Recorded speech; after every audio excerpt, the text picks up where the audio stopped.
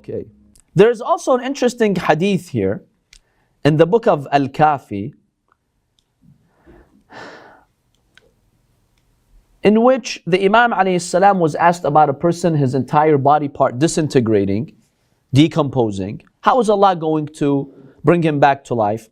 The Imam says, نعم حتى لا يبقى لحم ولا عظم إلا طينته التي خلق منها. Yes, the flesh and the bones are gone, but there is something that stays in that person. From that, Allah subhanahu wa ta'ala will resurrect the person. It stays in the grave, مستديرة حتى يخلق منها كما خلق أول مرة. Now we'll expand on that when we examine this new objection. Let's say if you have the DNA of someone, can't you bring that body back to life with the same exact features? Yes. So even if some parts of this person have remained, Allah can resurrect him. You don't need the full body parts to resurrect him. Still the same person. Now this leads us to the last objection here. Shubhat al-Ākil wal-Ma'kūl. The objection of the eater and the eaten. Here's the objection. Basically the body decomposes and it becomes part of another person's body through food. An animal eats that body, you eat that animal. Or that body becomes dust, part of the earth, vegetation grows from the earth, you eat the vegetation, you eat the fruits, the vegetables, right? Technically, physically, biologically, chunks of that dead person's body is in you.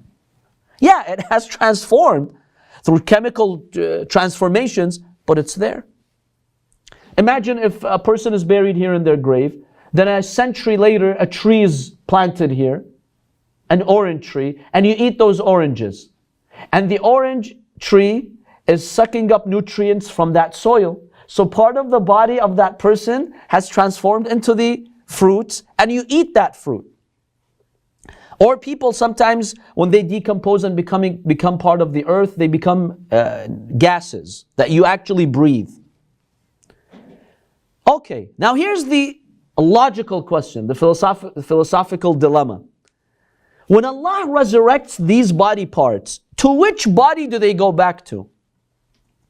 Example, Zayd's kidneys have a part of Zayd's body. Right? So now this kidney will return, have a part of Amr's body. So now this kidney will return to which body? See, Zayd died. His kidney got decomposed, it turned into a plant. Amr ate it. Okay? It became part of his body. He died. Now on the Day of Judgment, when Allah resurrects this kidney, is it going to go back to Zayd? Because he's the origin of it, or it's going to be resurrected with Amr because he died with it? Well, basically, if you say the first, it goes back to Zayd, then the body of Amr is incomplete. It's going to be incomplete. Something's going to be missing from his body. And if you say it stays with the new bodies only, those bodies that die with it, then the first original body, Zayd, will have nothing to be resurrected from.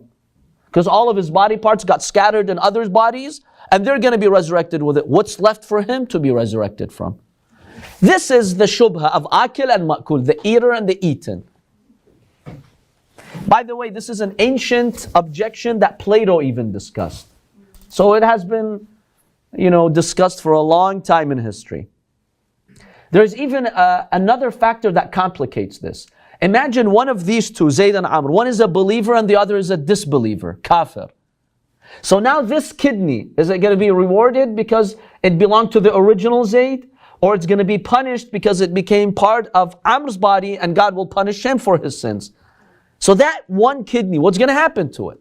He didn't choose to eat the kidney. It just ended up But it ended up in his body through the natural factors. But it's not the soul, it's the body.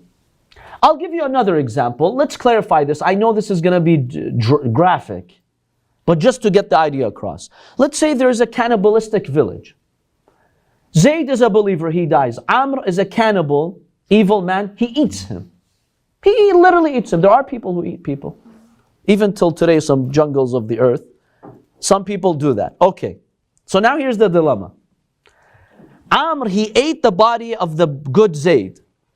So the body parts of Zayd became part of Amr's body. Now on the Day of Judgment, how is God going to resurrect them both? And those body parts that are in Amr, the cannibal, part of Zayd's body became his flesh. Is God going to punish those body parts because Amr is an evil person, or he's going to reward them because Zayd is a good person? How do you do that? You see the objection here? But if it's through DNA, it doesn't matter where it ended up, the body parts. But Allah will resurrect the people on the Day of Judgment. So that's one answer here.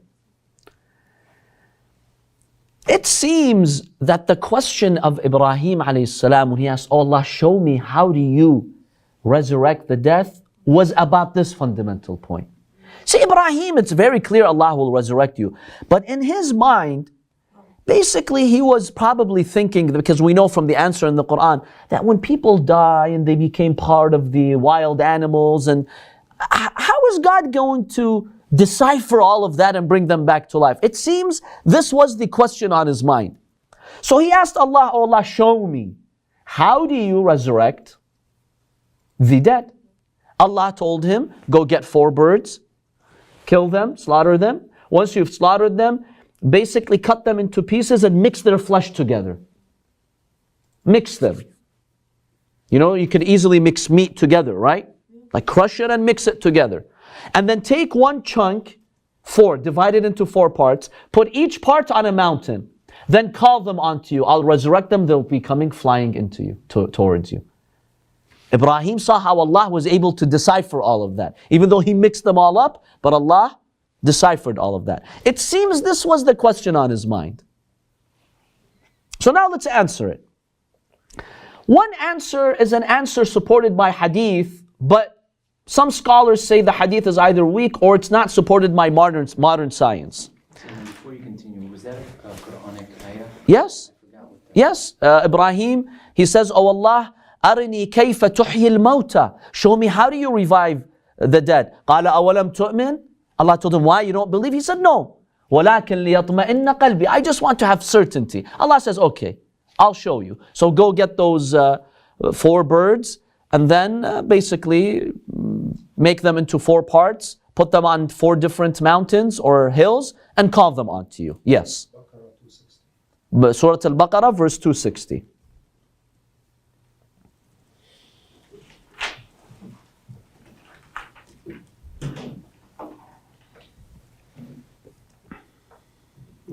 So the first answer is that the body has essential organs or parts and non-essential parts.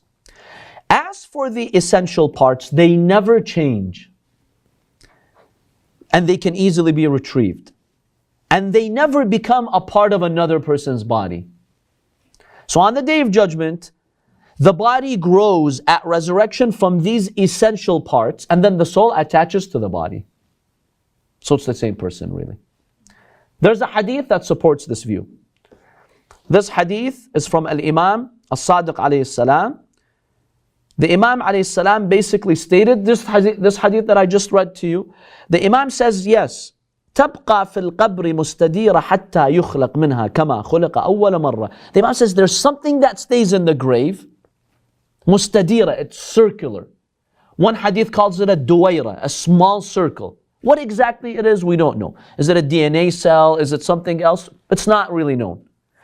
The Imam says all the body parts get disintegrated except this. This stays in that grave until the Day of Judgment. From that small circle, Allah will resurrect the body. That circle contains all the info about the body.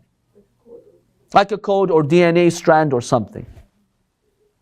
So this is the first view. Some scholars have objected to this view. First of all, they say modern biology does not accept this distinction between essential body parts and non-essential. It's all the same biologically. There's no difference. All of them equally decompose. So modern science has not really discovered what this little thing is. But of course, you know, maybe that's not a valid objection. Discovered. Exactly. They haven't discovered yet. Maybe one day they will. Secondly, some scholars have said Amr ibn Sa'id is a narrator who falls in this chain of this hadith. And Amr ibn Sa'id, some scholars have deemed him reliable, some have deemed him not reliable. So we don't know if he was really reliable. There's a debate about him. Hence, we can't verify if the hadith is sahih. So we're not sure if this is the best answer. Number 3, this seems to be not compatible with the Holy Quran. This view that the person will be reduced down to the small circle and God will resurrect him from him. Why? Because according to the tafsir of Surah Yasin, verses 78 to 79, a man, an A'rabi, a disbeliever, came to the Prophet and he was holding the remains of bones in his hands. And he said, "Man yuhyi al-'idhama wa hiya ramim?" Who's going to resurrect these bones when they decomposed, disintegrated, became dust? قال من يحيي العظام وهي رميم. Allah captures that conversation. قل يحييها الذي أنشأها أول مرة. Say the one who gave it life the first time. وهو بكل خلق عليم. See, it seems that those bones themselves will be resurrected. Not that there's some small little circle God's gonna resurrect the body from. So it seems from the Quran that the body itself will be brought back to life. Not one small cell from it. That's the argument over here. So this is the first answer. Some scholars have accepted it, some have not. Let's get to the second answer. To understand the second answer, we know that the body is basically replaced every 7 years, right? New cells regrow, regenerated. Now, when those previous cells, the old cells, die, and in their place new cells are grown, basically the new cells take all the characteristics of the previous cells, right? It's like they transform the data. They transform it to the new cells. When an old cell dies, what cell grows in its place? The same cell that looks exactly like it and does the same function, right? So this happens in our everyday life. And every 7 years, this keeps on happening. Now, when the new cell acquires the same characteristics of the old cell, even though it's a new cell, but technically it's still the same body, it's the same person. You can still say you're the same person. This is the same body, so to speak, metaphorically, even though technically the cells have now been regenerated. Okay. Having said that, let's apply this to the person at the moment of death. The person, when they die at the moment of death, those cells die, right? And they transform into something else. Allah subhanahu wa ta'ala will bring back this person the way they died, because the new cells, they carry the information of those previous cells, because they grew in their place. So they have that previous info. Allah will just gather that. That's one way of looking at it. Or another way of looking at it is at conception. See, when a person is born, the person starts from a small clot, and Allah makes that clot grow. That small clot has all the features of this infant who's going to grow. So, basically, when a person dies, Allah will keep intact those essential cells that carry that information. Even though they get scattered, Allah will bring them back. But this does not solve the problem of the eater and the eaten, though.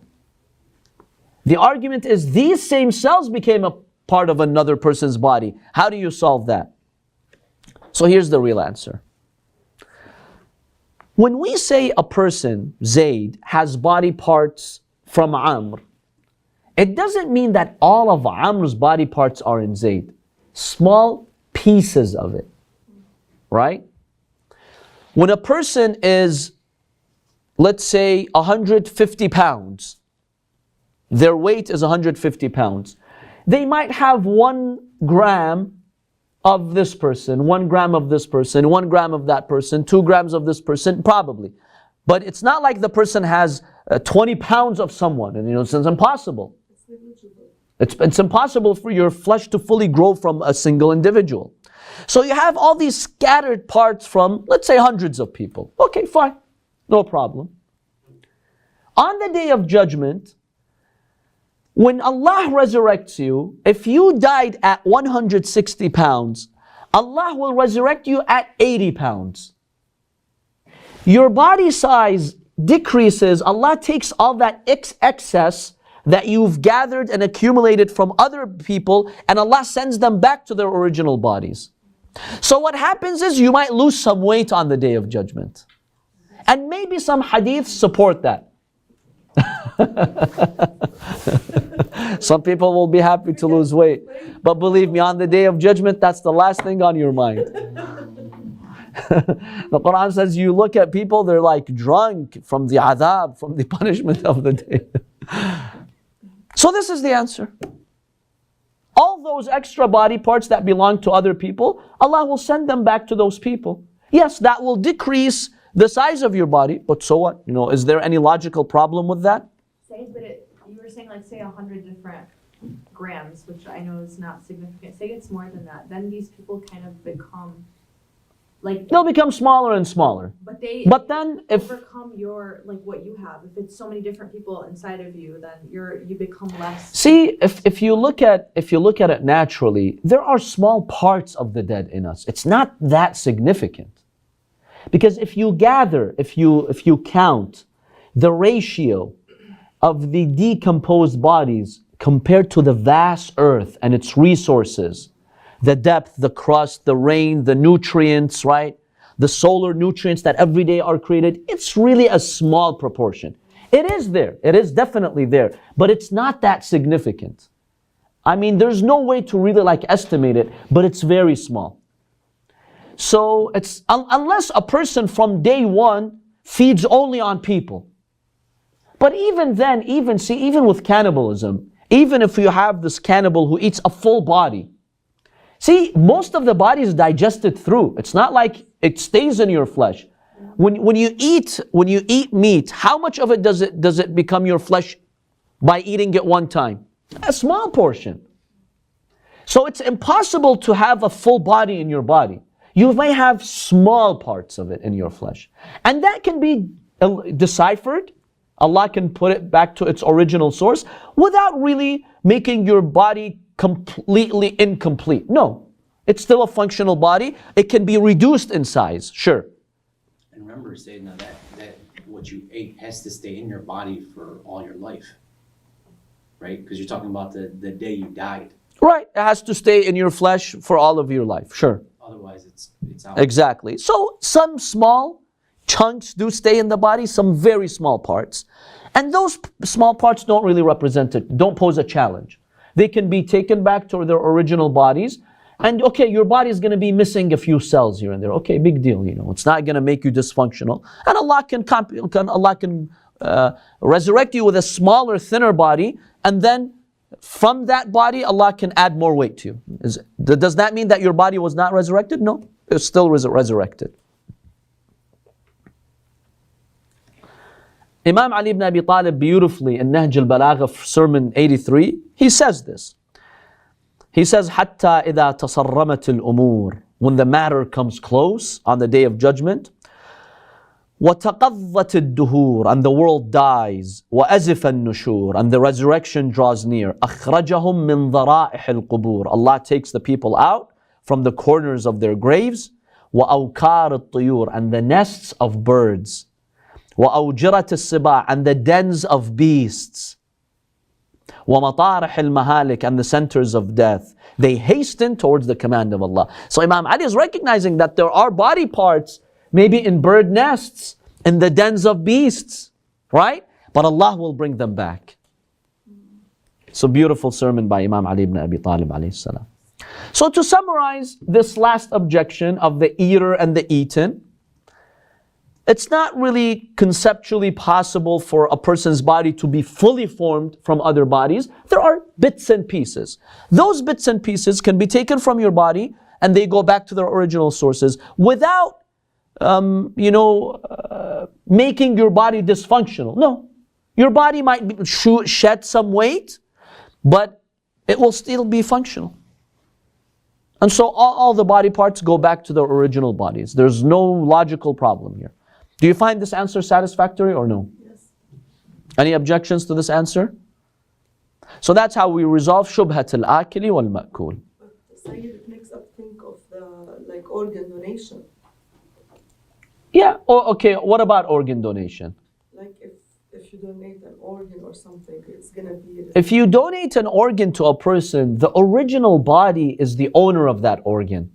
That person, they lost an organ and it was thrown somewhere or something happened to it. Allah will regrow it, will resurrect them. Yeah, so no problem with organ donation. So let's say somebody's heart is failing or kidney failed. They cut the kidney out. Whatever happens to that kidney, Allah will resurrect it. And then the new kidney that was donated to this person goes back to its original body. No problem. And I heard they should be buried. If you Yes, organs are to be buried, definitely. So even organ donation does not really pose a challenge to resurrection. Allah will still resurrect the bodies. No problem.